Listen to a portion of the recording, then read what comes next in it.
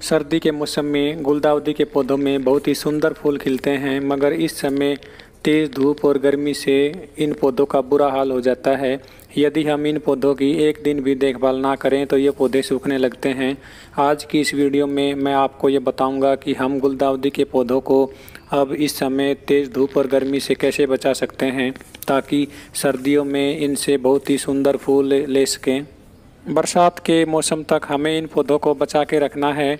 यदि हम इन पौधों को बचा लेते हैं तो फिर बरसात के मौसम में तो इन पौधों में और भी अच्छी ग्रोथ हो जाती है। गर्मी के 3-4 महीनों में यदि हम इन पौधों की देखभाल कर लेते हैं तो ये पौधे कभी नहीं सूखते हैं, ये परमानेंट प्लांट्स होते हैं। आज की इस वीडियो में मैं ज़रूरी इम्पोर्टेंट टिप्स के बारे में बताऊंगा ताकि आपके पौधे हेल्दी बने रहें। इन पौधों को बचाने के लिए हमें केवल 4 बातों का ध्यान रखना होगा। नंबर 1, इनकी लोकेशन। इनको हमें ऐसी लोकेशन में रखना है जहाँ पे डायरेक्ट सनलाइट बिल्कुल भी इन पौधों पे ना गिरे। इनको ऐसी छायादार ठंडी लोकेशन में रखिए जहाँ पे ब्राइट इनडायरेक्ट सनलाइट इनके ऊपर गिरती रहे। अधिक गर्मी से बचाने के लिए इन पौधों को हमें छायादार टोटली इंडोर लोकेशन में भी नहीं रखना है जहाँ पे इनडायरेक्ट ब्राइट फिल्टर्ड सनलाइट इन पे ना गिरती हो। यदि इनको हल्की सी सनलाइट नहीं मिलेगी तो ये पौधे सूखने लगेंगे। यदि हम इन पौधों को बाहर रख देते हैं तो गर्म हवाओं से ये पौधे मुरझाने लगते हैं, इसलिए इन पौधों को एक प्रॉपर ठंडी लोकेशन में रखिए। दूसरा सबसे ज़रूरी काम ये है कि हमें इन पौधों में रेगुलर वाटरिंग करनी है। हर रोज़ इनको पानी देना है और पानी इनको शाम के समय दीजिए। जब आप इनको पानी देते हैं तो इनके गमलों को पूरा पानी से भर दीजिए। गर्मी के 3-4 महीनों में ये पौधे ओवर वाटरिंग से नहीं सूखते हैं। इनको जब कम पानी दिया जाता है तो ये पौधे सूखते हैं, इसलिए आप इनमें हर रोज़ पानी दें और इनके गमलों को पूरा पानी से भरा रखें। तीसरा ज़रूरी काम ये है कि हमें इन पौधों में पिंचिंग करनी है। जितना हम इनकी ब्रांचेज की पिंचिंग करते हैं उतना ही ये पौधा घना बन जाता है। जिस ब्रांच को पिंच किया जाता है उस ब्रांच से 2 या 3 ब्रांचेज निकलती हैं। इस प्रकार ये पौधा घना बन जाता है। मैंने अपने सभी गमलों में पिंचिंग की हुई है और सभी गमलों में बहुत सारी ब्रांचेज बन गई हैं।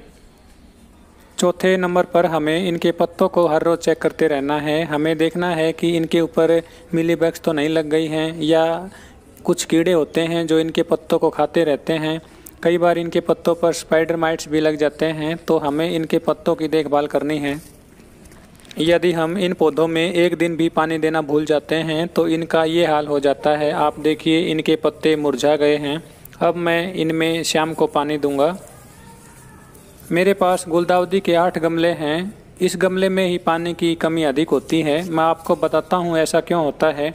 इस गमले में मिट्टी अधिक डाली हुई है और इनमें 1 इंच जगह भी खाली नहीं है जिसमें इसमें पानी आ सके, इसलिए जब मैं इसमें पानी देता हूँ तो केवल 1 गिलास पानी ही आता है। जब आप इन पौधों को गमलों में लगाते हैं तो गमले को मिट्टी से पूरा ना भरें।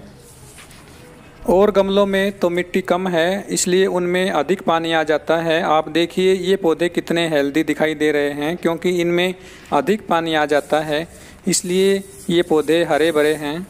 इसके गमले की मिट्टी भी सूखी हुई है मगर पानी अधिक आ जाता है, इसलिए ये पौधे हरे भरे हैं। मैं इन सभी गमलों में एक साथ पानी देता हूँ और जितना पानी इन गमलों में आता है मैं उतना भर देता हूँ। और गमले में देखते हैं कितनी मिट्टी है। ये देखिए इसमें तो काफ़ी पानी आ जाता है, इसलिए ये पौधे नहीं सूखे हैं। यदि आपने भी ये पौधे लगा रखे हैं तो इनको पानी की कमी ना होने दें। जितना अधिक पानी आप इनमें दे सकें उतना पानी दें। जितना अधिक पानी दोगे उतना ही ये गर्मी से बचे रहेंगे। सुबह शाम इनके पत्तों पर पानी का छिड़काव करने से इन पौधों में मॉइस्चर बनी रहती है, इसलिए आप इनके पत्तों पर हर रोज़ पानी का छिड़काव कर दें। इन दिनों इनकी ब्रांचेज में नीचे के पत्ते सूख जाते हैं। हमें इनके नीचे के सूखे हुए पत्तों को हटा देना है ताकि किसी प्रकार के फंगस का अटैक ना हो और इसको साफ़ सुथरा रखना है। इनके सूखे हुए सभी पत्तों को हटाने से इनमें स्पेस अधिक हो जाएगा और इनमें अधिक पानी आएगा। जब 2-3 दिन तक लगातार ठंडा मौसम हो जाए तो आप इनको डिवाइड करके अलग अलग गमलों में लगा सकते हैं, मगर जब तेज़ धूप और गर्मी हो तो इनको डिवाइड ना करें।